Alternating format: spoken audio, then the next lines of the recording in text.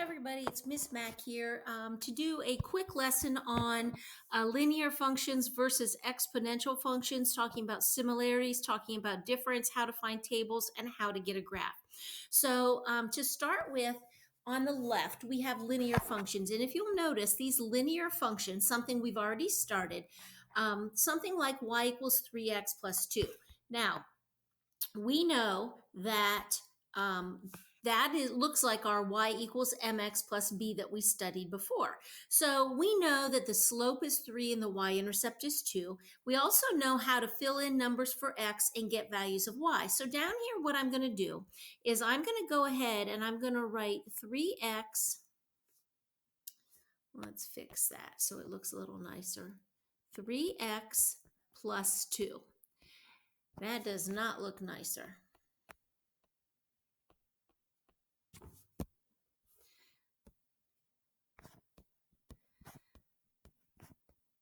All right, and so what we're going to do is one at a time take these different values of x. I just chose -2, -1, 0, 1, and 2 because those numbers show a little negative, a little positive, 0.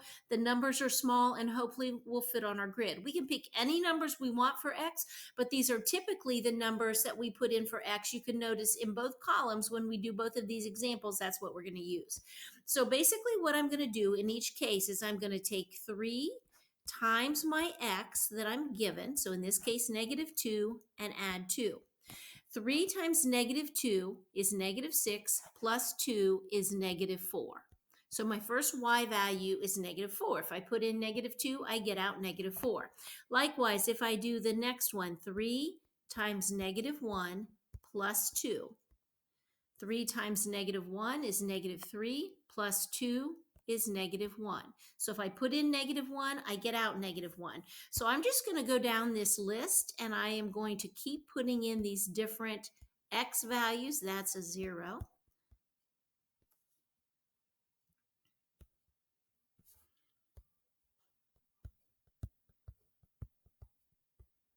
Feel like I need a little background music.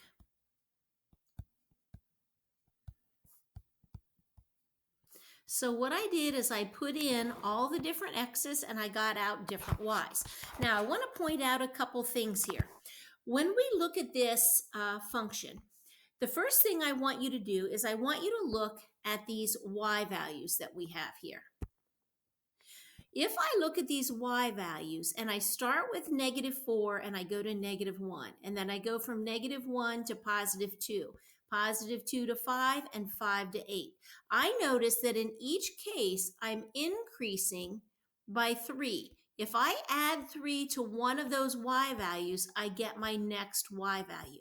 That 3 is what we call the common difference. And if you notice, that's this 3 right here in the function. So I'm going to write common difference here.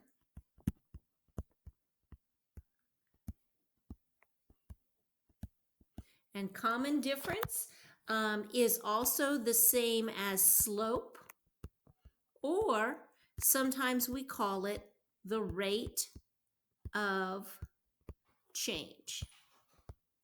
Now, that common difference is really, really, really important. So over here, I'm going to just abbreviate the common difference. The next thing I want to point out is this number right here. If I put in 0, I get out 2. This 2 is the same as this number back here, my y-intercept. Because I'm putting in 0 and getting out 2, I call this my initial value. So think about initial value being the starting number, which is also the y-intercept.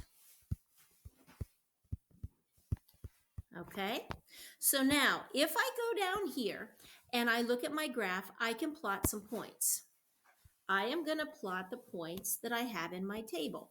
So my first point is -2, -4.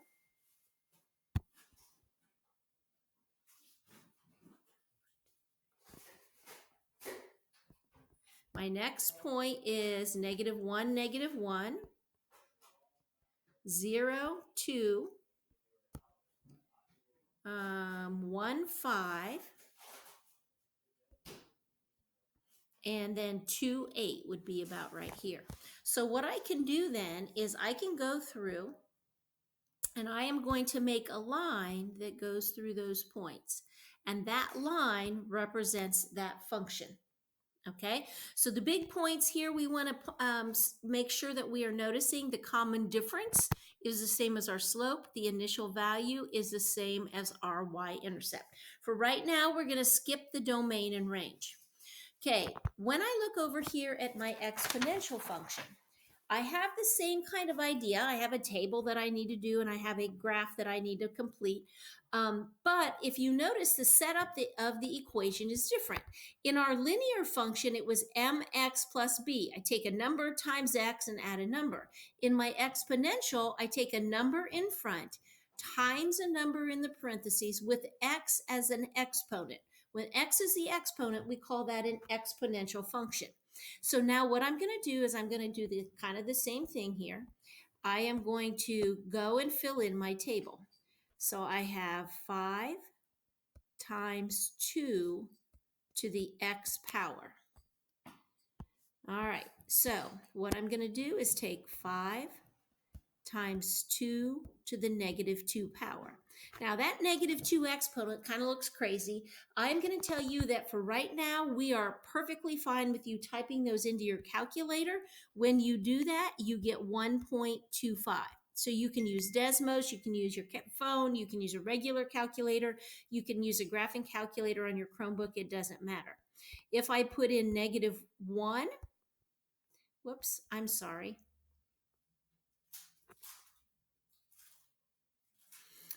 I just put in the wrong numbers there. Okay, so this first one was okay. I just wrote the second one wrong. So this should be 5 times 2 to the -1 power, and that's going to give me 2.5. Sorry about that. If I put in 5 times 2 to the 0 power, that gives me 5. 5 times 2 to the first power gives me 10. And 5 times 2 to the second power gives me 20. Now, as you're looking at this, you should notice a different pattern. As we are going down the line here, and I start with one number and go to the next, I don't have an adding pattern anymore. And it's kind of hard to see at the top of the table, but as you go farther down, you should notice that 5 times 2 is 10. 10 times 2 is 20. And then if you go back up here and start with 1.25, you see if you multiply by 2, you get 2.5 and so forth. Now that is a different pattern because that is a multiplying pattern. So what we do is we are going to call that, instead of a common ratio, we call that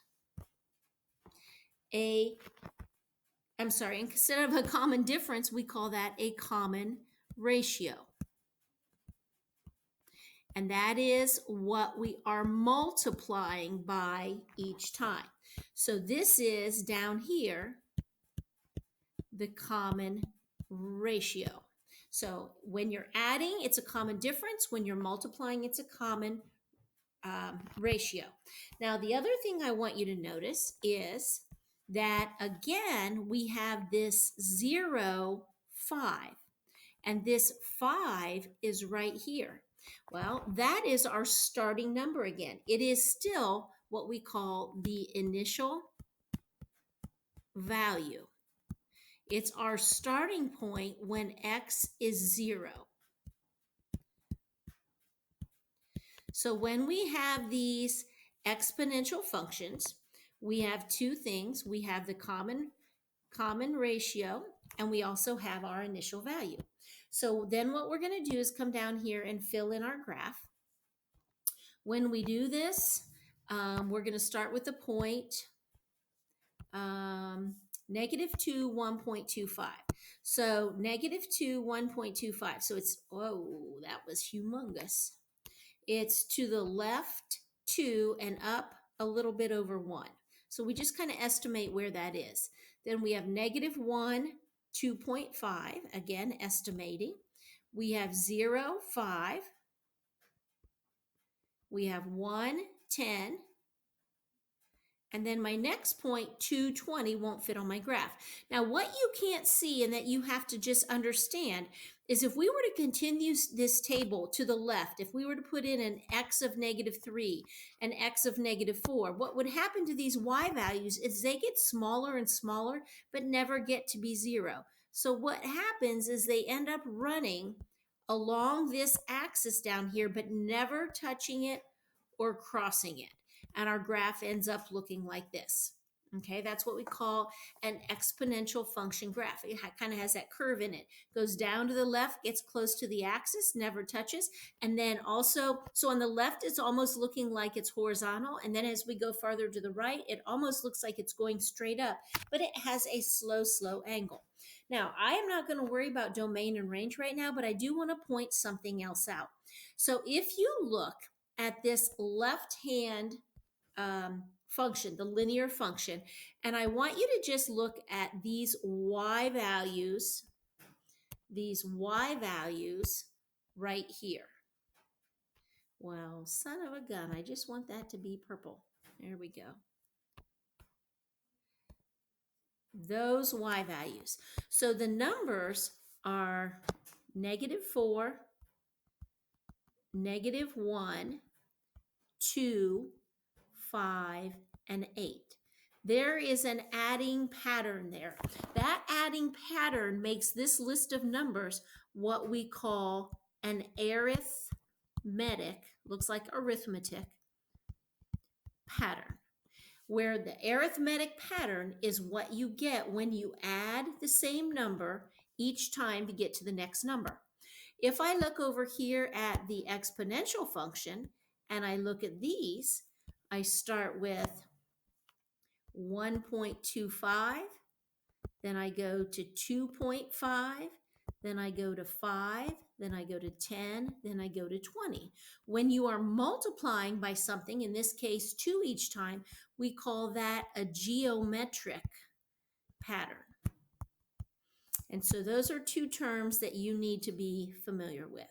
So for today, you just need to recognize that linear functions and exponential functions have different setups. You can identify the common difference or common ratio and also the initial values by looking at the original functions. You also know that linear functions are straight lines and exponentials have that slow curve in the beginning and they increase very quickly. So hopefully you got something out of that. You can refer to this video as you need for some help. Thanks. Bye-bye.